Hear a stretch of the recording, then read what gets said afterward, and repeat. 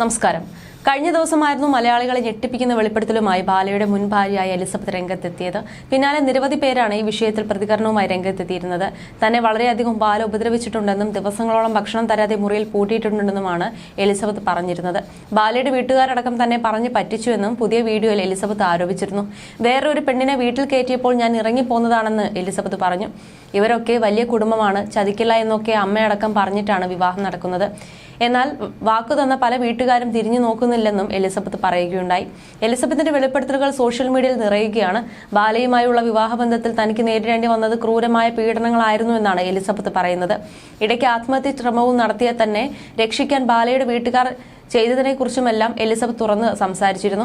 ഈ നാട്ടിൽ തോക്കും ഗുണ്ടകളുമായി നടന്നാലും പണമുണ്ടെങ്കിൽ നിയമം വരെ ഒന്നും ചെയ്യില്ല എന്ന് തനിക്ക് ബോധ്യമായെന്നും ഇതൊക്കെ പറഞ്ഞതിന്റെ പേരിൽ അദ്ദേഹം തനിക്ക് എതിരെ കേസ് കൊടുക്കട്ടെ എന്നും എലിസബത്ത് പറയുന്നു.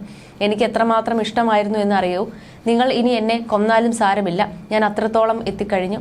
അത്രത്തോളം നാണം കെട്ട അവസ്ഥയിലാണ് താൻ ഉള്ളതെന്നും ഡിപ്രഷനും നാണക്കേടും സ്ട്രെസ്സും കാരണം എന്ത് വന്നാലും താൻ അതിനെ നേരിടാൻ തയ്യാറാണെന്നും എലിസബത്ത് വ്യക്തമാക്കി.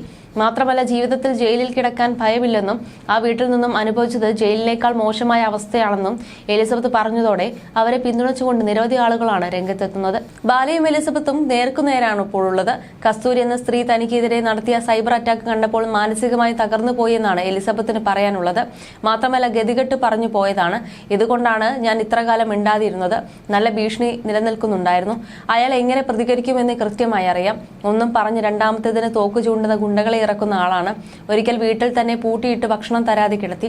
ഭക്ഷണം കഴിക്കാനില്ലാതെ ടാപ്പ് വാട്ടർ കുടിച്ചാണ് ഞാൻ ജീവൻ നിലനിർത്തിയത്. ജീവിതം രക്ഷപ്പെടുമല്ലോ, ജീവിതമല്ലേ എന്നൊക്കെ ഓർത്ത് ക്ഷമിച്ചു.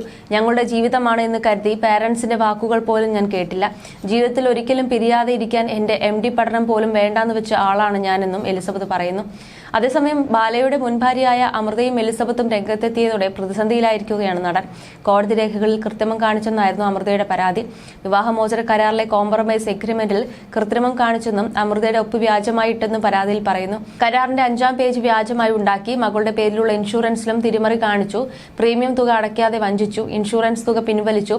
ബാങ്കിൽ മകൾക്കായി നിക്ഷേപിച്ചിരുന്ന 15 ലക്ഷം പിൻവലിച്ചു. വ്യാജ രേഖയുണ്ടാക്കി ബാല കോടതിയെ തെറ്റിദ്ധരിപ്പിച്ചു തുടങ്ങിയ പരാതികളാണ് അമൃത ബാലയ്ക്കെതിരെ നൽകിയിരുന്നത്. ഇതിന് പിന്നാലെയാണ് എലിസബത്തും ഗുരുതര ആരോപണങ്ങളുമായി രംഗത്തെത്തിയത്. ഞങ്ങളുടെ കിടപ്പുമുറിയിലെ വീഡിയോ പുറത്തുവിടുമെന്ന് പറഞ്ഞ് ബാല ഭീഷണിപ്പെടുത്തി. ഞാൻ വിഷാദ രോഗത്തിന് ടാബ്ലറ്റുകൾ കഴിച്ചിട്ടുണ്ടെന്ന് പറഞ്ഞു. അയാൾ എന്നെ ഭീഷണിപ്പെടുത്തുന്നു. അയാൾ എന്നെ അബ്യൂസ് ചെയ്തു, റേപ്പ് ചെയ്തു.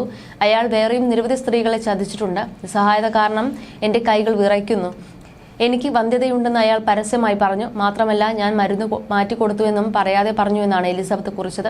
കരൾ രോഗത്തിന് ചികിത്സയിലായിരുന്നപ്പോൾ തനിക്ക് മരുന്ന് മാറി തന്നുവെന്ന രീതിയിൽ പരോക്ഷമായി ആളുടെ പേര് പറയാതെ ബാല സംസാരിച്ചിരുന്നു. ഇത്രയൊക്കെ ആയിട്ടും ബാല പ്രതികരിക്കാത്തതും സമൂഹ മാധ്യമങ്ങൾ ചർച്ചയാകുന്നുണ്ട്. സോഷ്യൽ മീഡിയ മുഴുവനായും ബാല പ്രതികരിക്കാത്തതിനെ കുറിച്ചുള്ള ചർച്ചകൾ കൂടുകയാണ്.